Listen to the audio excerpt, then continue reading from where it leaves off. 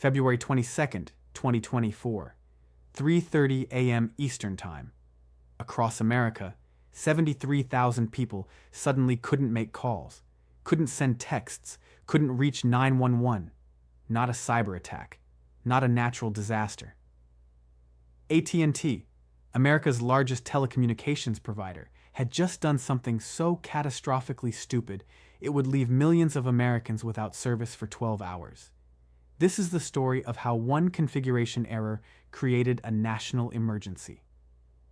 Welcome to the Breakdown Economy, where we analyze the tech and business disasters that should never have happened. I'm Tony, and today we're talking about the day AT&T forgot how to telecom. Let's set the scene. It's early morning, February 22nd, 2024. Most of America is asleep. But AT&T's network engineers, they're about to have the worst day of their careers. 3:30 a.m., the first reports start flooding in. AT&T customers can't make calls, can't access data. Cricket Wireless, owned by AT&T, same thing. Boost Mobile, Consumer Cellular, dozens of carriers that rely on AT&T's network, all going dark. By 4 a.m., Down Detector, my favorite site to go to during a major disruption, is showing over 73,000 outage reports. And here's where it gets scary. People can't call 911. Fire departments in San Francisco are posting on X, formerly Twitter, telling people to use landlines. Police departments across the country are setting up alternative emergency contact methods. Think about that for a second. In 2024, we're back to find a landline for emergencies. And AT&T? Silent. For hours. It's not until 7 a.m., 3.5 hours into the crisis, that AT&T even acknowledges there's a problem. Their statement, and I quote, "Some of our customers are experiencing wireless service interruptions this morning. We are working urgently to restore service." Some customers. Service interruptions. No. This was a nationwide catastrophic failure affecting tens of millions of people during a time when they might need emergency services. So what actually happened? Because AT&T's initial explanation was about as useful as their service that morning. First, they tried to blame it on a cyber attack. The FBI and Department of Homeland Security had to come out and say, "Nope, not a cyber attack." Then AT&T went quiet again. Real quiet. It took them until the afternoon to finally restore service. 12 hours of outage. And even then, no real explanation. It wasn't until days later that we got the truth. And honestly, it's worse than a cyber attack would have been. According to AT&T's official statement to the FCC, this is what happened. AT&T was doing network expansion work.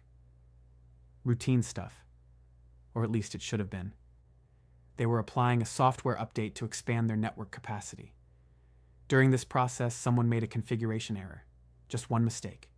One wrong parameter in the code. But here's where telecom networks get dangerous.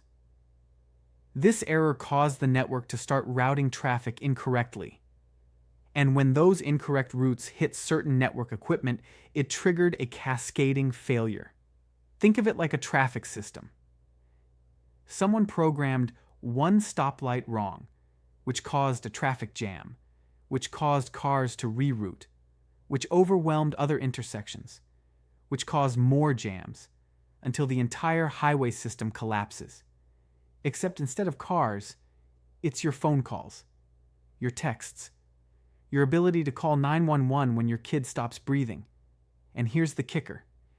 AT&T has redundancies, backup systems, failover protocols, all the expensive infrastructure that's supposed to prevent exactly this scenario.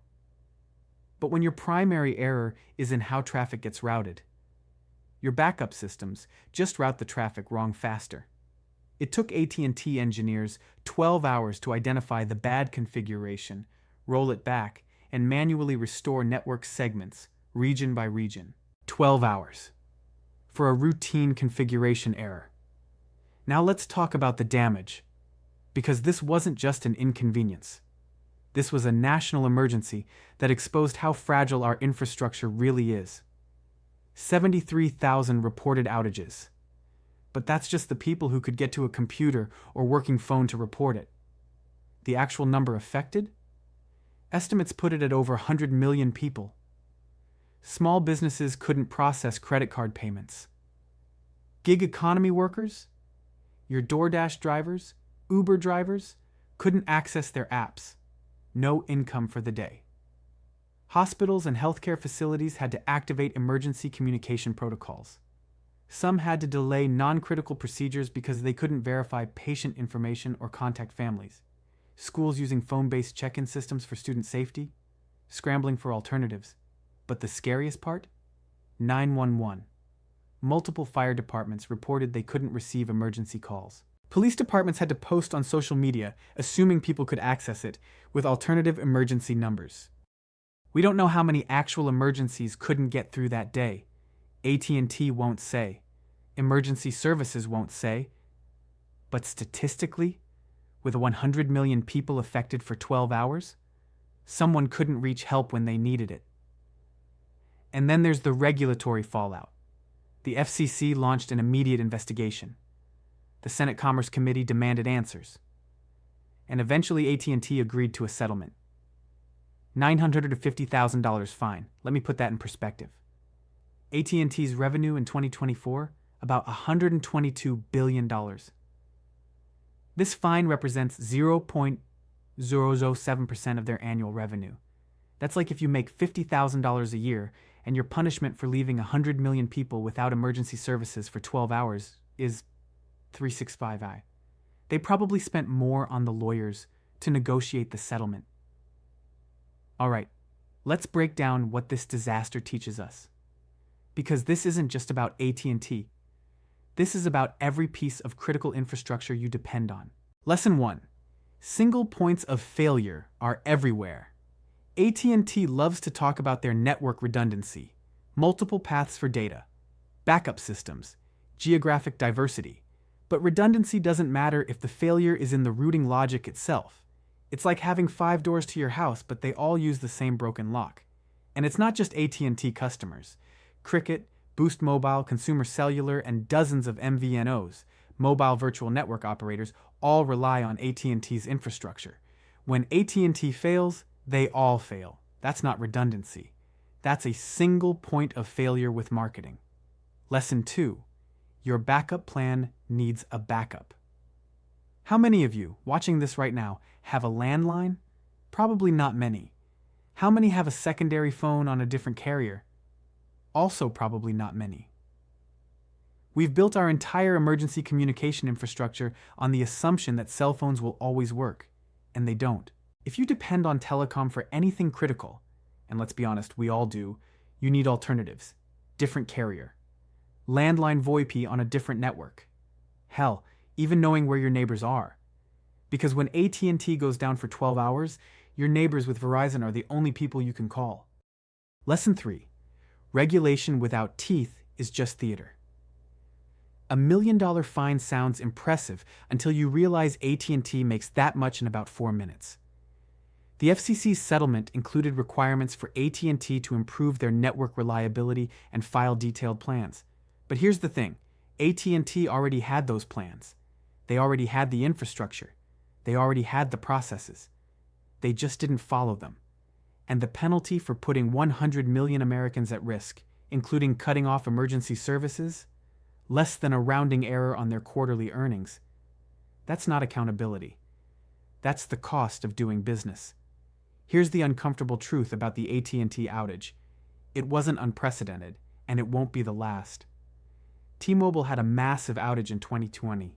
Verizon's had several. Sprint before it merged. Every major carrier has had catastrophic failures, and they're getting more frequent, not less. Because our networks are getting more complex, more interconnected, and more critical to daily life. The scariest part? AT&T fixed this particular configuration error, but there are thousands of other potential configuration errors waiting to happen. Millions of lines of code, thousands of network engineers making changes every day. All it takes is one mistake. We live in a world where we've outsourced our emergency communication infrastructure to companies whose primary motivation is profit, not reliability. And when that infrastructure fails, the consequences aren't just inconvenience, they're life-threatening. So, what can you do about it? 1. If you can afford it, consider a secondary phone on a different carrier network. AT&T, Verizon, and T-Mobile are the big three infrastructure owners. If one goes down, the others likely won't. 2. Know your local emergency services alternative contact numbers. Most fire and police departments have direct lines that aren't 911. 3. Keep some cash on hand. When the network goes down, card payments go down too. And 4. Remember that the cloud is just someone else's computer, and someone else's computer can fail. That's it for this episode of The Breakdown Economy. If you enjoyed this deep dive into corporate disasters, smash that subscribe button and hit the notification bell. Next week, we're covering the Change Healthcare ransomware attack, the hack that held 1/3 of American prescriptions hostage and cost nearly $1 billion.